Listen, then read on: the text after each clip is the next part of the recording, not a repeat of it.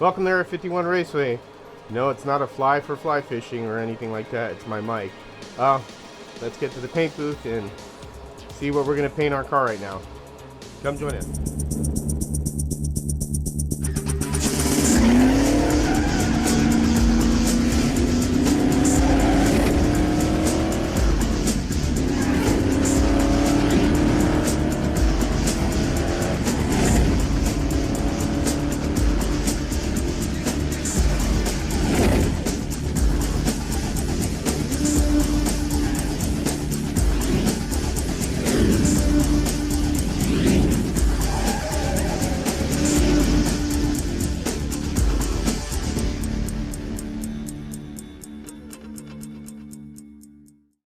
Hey, so welcome. Here we are. We have decided to go with the pearl copper paint for this coat.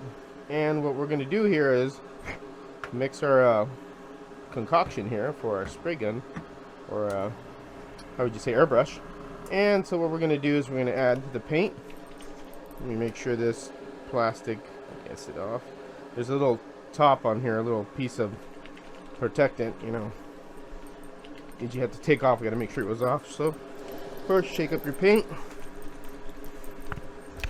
Shake it up, shake it up. My old man glasses here. And we're gonna go with, let's see, let's say like we did last time, that much. Of course, wipe your tops. Wipe your tops. There we go. Our next one will be the clear. So we're using the 450 gloss clear, and this will turn this paint into urethane paint, and it'll also have a gloss on it.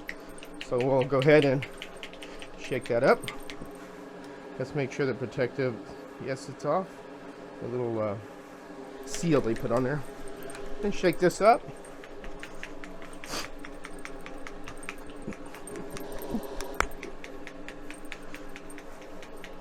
Then we're gonna add this in there. This is of course what we normally add, which is 10 to that. Alright, a little bit there. And we're gonna get our reducer and add a little reducer in there. Oops. Just like that. And get our little stirring stick, and then we're going to stir it for, they say, 2 minutes. Yeah, here we go. So we got this all mixed up, and this is kind of what we want there, which is fine. Now we're going to let this set for 15 minutes. So we'll take a step back. We'll be right back in 15 minutes. All right, welcome back. So here we go. What Creatix does recommend is that you strain your paint. So I'm going to strain the paint with a 190 micron mesh. And that's just in case crap gets inside the paint. I mean, we have little bugs here in North Carolina. I may get a bug in there and then jam up in the gun. Then, you know, you're kind of up, you know, Poop Creek there. Don't want to swear because kids may be watching this. So what I'm going to do is get some odorless mineral spirits from Hobby Lobby, which I went to today before lunch and purchased some of this. And what I'm going to do is wipe down the body. Now, wiping down this body, Creatix recommends that you do not use any water-based solvents, because what happens is it will weaken the paint and cause issues with it. Now, it sounds kind of crazy that you would use more of a, you know, a solvent-based you know, solvent to wipe this down, but this is what they recommend. So we're going to wipe the body down before we shoot it, because we want to make sure that all the dust and stuff has been removed, so it's a nice clean surface when we start painting this. And all I'm doing is just giving it a wipe down. I'm going to let it dry, and just a little rub down, little rub down, little rub down, everybody. That's all we're doing. I'm going to let it dry. We'll dispose of this right to the garbage here, which really there's no garbage, but it's just the floor of the shed. But we'll get that. We'll let that dry, and you'll see how I strain the paint in, or use the strainer for the paint. All right, here we are. I got the paint, and I let this sit for 15 minutes. Though they say 10 minutes is good, and I'm going to strain it into the little cup here. I know it seems a little extreme, but we want to make sure that we are not having issues with chunks or chips getting in the paint. And that's why they recommend that you strain it. It's just like when you're painting a real car, you strain your paint because you don't know what, you know, has been stuck in the cup, or something, you know, a chunk of whatever flies in there, and then it's going to clog your gun up, and we don't want that. So that's why we're doing this little straining technique here. And seems a little tedious, but it's something they recommend, and I would say yes to doing it also. And getting it in the cup here as best I can. And this is 190 micro, not 190 micro mesh. 190 microns. Gosh, I can't say that. 190 microns. That's what we're doing here. And we're just trying to get all of it out. A little mesh here. And drip, drip, drip. And I think that should do it. I don't make a mess. Put my cup down. Get my strainer. And wipe down this paint here a little bit on the cup.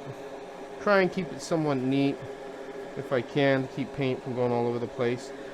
I'm going to put my little cap on. Then I'm going to give it a little test run and see if how this should be coming out. And our mineral spirits are dry on this model, so we're ready to paint it. I'm going to test it. So here we go. And a little painting here, and hopefully I'll do better on my strokes this time.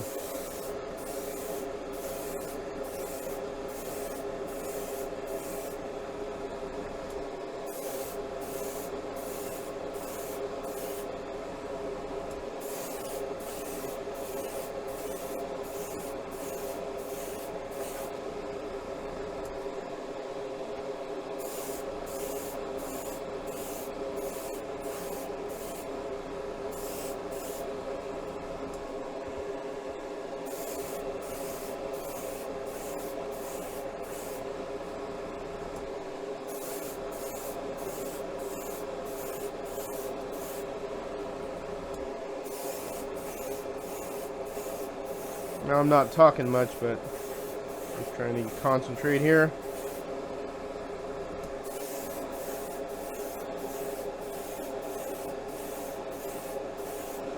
Now this air compressor is not really great because it really runs out of air pretty quick, so I'm trying not to, you know, trying to keep up with it. So there's our first coat. And what you could do here also is you could do a little flash drying. So this is just pulling just the air part of the trigger and just doing a little flash drying like this. You can see my compressor is not really keeping up too well,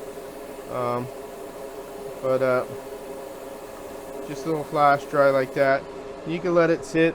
And one thing that's kind of neat about this paint is that when you do recoats, there is no time as how long it sits to recoat it again. So if you like spray this color and you want to put a candy on it, then you could wait until it dries and then immediately spray it with candy. Now I did put some information about, you know, their drying times and, you know, all their little specs on this. But again, just take your time with this. I tend to kind of be a little bit impatient when I paint sometimes, but I've kind of learned to, hey, you know, you need to kind of like take it easy there, chopper, and slow down, because I mean it's a process and you want to make sure you're doing it right. But as you can see, it's getting a little gold color on there, so we'll hit it again.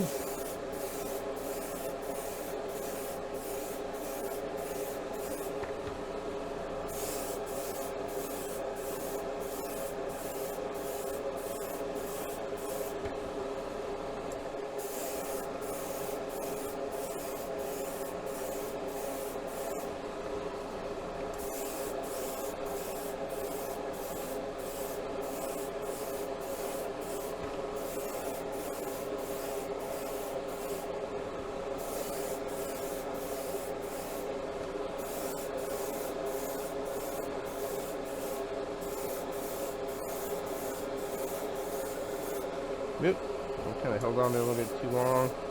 See, the compressor is really not the greatest, so you have to kind of deal with it. But fear not, I have another one on the way that has the external tank that's attached to it, so this way it stays the pressure I want it to. I'm spraying this at 25 psi as it comes out, and again, that regulator, something's goofy on it. You know, that thing's been sitting for a long time. So, but as you can see, got a good amount of coat on there, and we're gonna let that dry.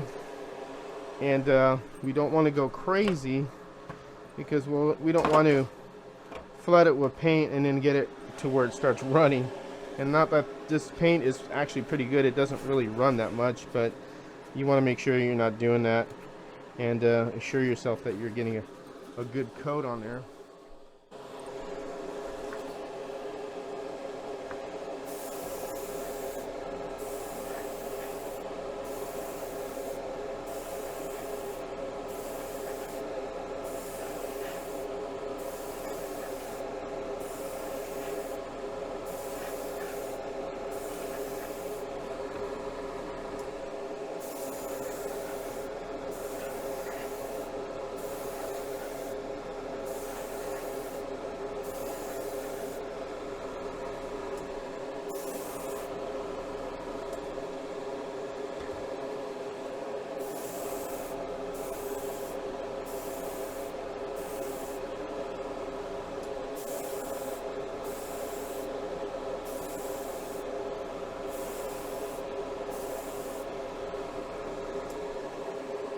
There we go. There's our final coat, and we just made it. Just ran out of paint. Yep, we be out of paint. That went pretty quick. I'm gonna get my airbrush cleaned out, but that is the end result there. Not too shabby. I think this is gonna be pretty nice once it's all said and done. Now, one thing that's cool about this paint too is that I looked up and it asked, kind of inquired the question for Createx paint, is it okay to use a clear over Createx paint? So meaning if I wanted to use that 2X paint from Rust-Oleum to shoot clear over it, the Createx paint is compatible with that type of lacquer paint. You could spray over it. Now if you put lacquer on and then you attempt to put this paint on it, that doesn't work. It has to be the other way around. So I could clear this better, which I'm going to do once I get my decals on and whatever theme I'm going with this, with the body, and get everything painted, including the top. So the paint also can be, you could lay tape on it after 45 minutes according to the website, and it's very durable now because now it's urethane paint, so you could tape over it and then not worry about stripping it once you remove it. And for being in a shed, I mean, not too bad. Again, this ain't a perfect environment for paint, to be honest, but it didn't turn out too bad. So that's it for now. We'll head over to the workbench, see what it looks like under the light. All right, here we are at the bench, and here's our paint job. This is called the, God, I always gotta look at the name, the Pearl Copper. So it's not really a gold, it's more like a copper is what they're calling it, Pearl Copper. And it came out pretty good. And again, like I said, you can shoot lacquer over Createx paint. It's compatible with it, and that was one thing I didn't look up. A few little one little mark there and here with the something in the air, obviously in the booth. Again, the shed isn't an ideal place, but it's all I got. Wish I had a basement in this case, but I don't. That would be cleaner than the damn shed, but no worries. I mean, I could probably cut that down a little bit and then shoot clear on it. And again, you don't use any water based solvents on this paint when you're done. When it's done curing, you wipe it with solvent base, oil based solvents, that non-water based solvents basically. So odorless mineral spirits is fine. That's what they recommend. I know they recommend something from PPG, but that's for bigger cars, for actual cars, so I don't think we need that, but not too bad. I like the color of it. It looks really cool, and it really sparkles. I bet if I threw a candy on this would really enhance it, but I'm not going to do that. I think the next car what I'll do is I'll experiment with candy paints, because I do have some blood red candy paint, and you can mix these colors different pearls with different, you know, of the candy dyes. And candy's a little bit different to shoot. You have to shoot that at a lower pressure because basically it's a dye, so it's super thin, and you don't need much. But man, this came out pretty cool. I like how it came out. Now what I'll do is I'll remove this and mask all this off and paint the top the pearlized white, which is I'm going to do pearl white on the top, and then I'll get some numbers on it, set the body on the chassis, and then put my plastic strut pieces in here. Then we'll make an interior for it, and we're going to make a tray interior, and I'm going to attempt to use what came on the kit, which is these little roll bars, which are nice, and we could chop them down, and I'm going to attempt to use the dashboard too in a half tray, and I have the driver for it as well. So more on that as we progress along in the build, but so far this is the way it looks. Not too bad. I really like how that shines. That's really nice looking paint. I like the color a lot, so I think it'll do pretty cool though. So that's it from Area 51 Raceway. You guys take care and always have fun racing.